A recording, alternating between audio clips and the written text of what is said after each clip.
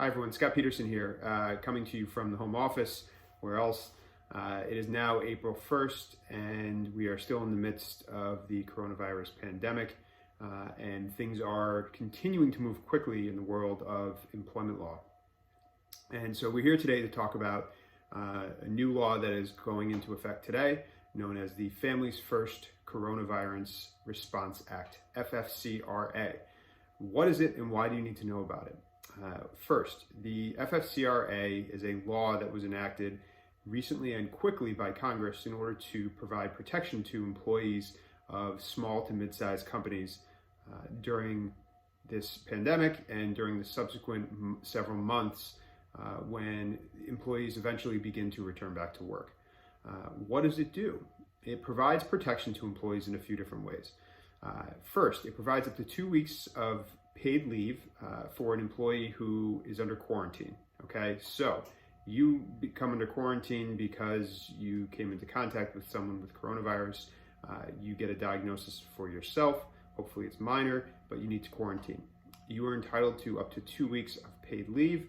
There is a cap on that, but it is a fairly significant cap, and your job will be held for you.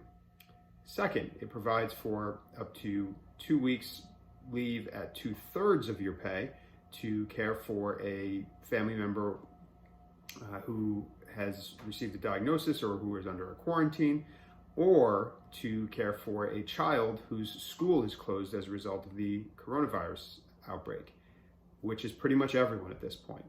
It's certainly us. Our kids are home for the foreseeable future. Third, the law provides an expansion of the Family and Medical Leave Act, which provides for up to 10 additional weeks of leave paid at 2/3 of your salary to care for a child who is home because their school is closed for reasons relating to COVID-19 or coronavirus.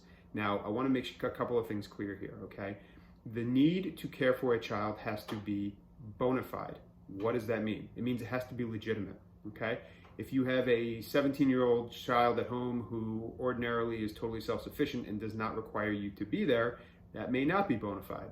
If, like us, you have young children at home who cannot be left alone, or they would probably burn the house down, that would be considered bona fide leave, okay? Why is this important? Well, this is important because in a few weeks or a month or 6 weeks or 2 months, we don't know when, but eventually we will start being able to go back to work.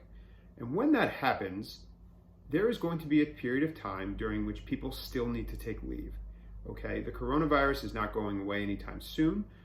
We may get things much better controlled as we work towards developing medical treatment and ultimately, hopefully, a vaccine. But in the interim, the world is going to start moving again, and people are still going to be getting this virus and dealing with it and getting treatment for it and quarantining.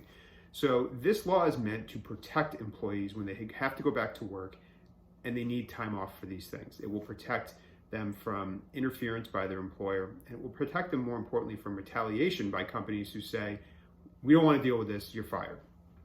Okay, that's where the FMLA expansion piece is important, because the FMLA is a very protective statute for employees, and it does provide those protections from employers interfering or retaliating against employees when they exercise their rights under the law.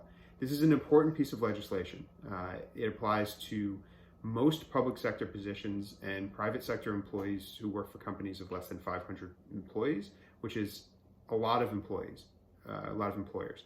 And so this is going to help a lot of people around the country and in New York protect themselves and protect their jobs when they want to go back, but they need to take time off to deal with childcare issues or to deal with real health issues that come when we're dealing with this virus.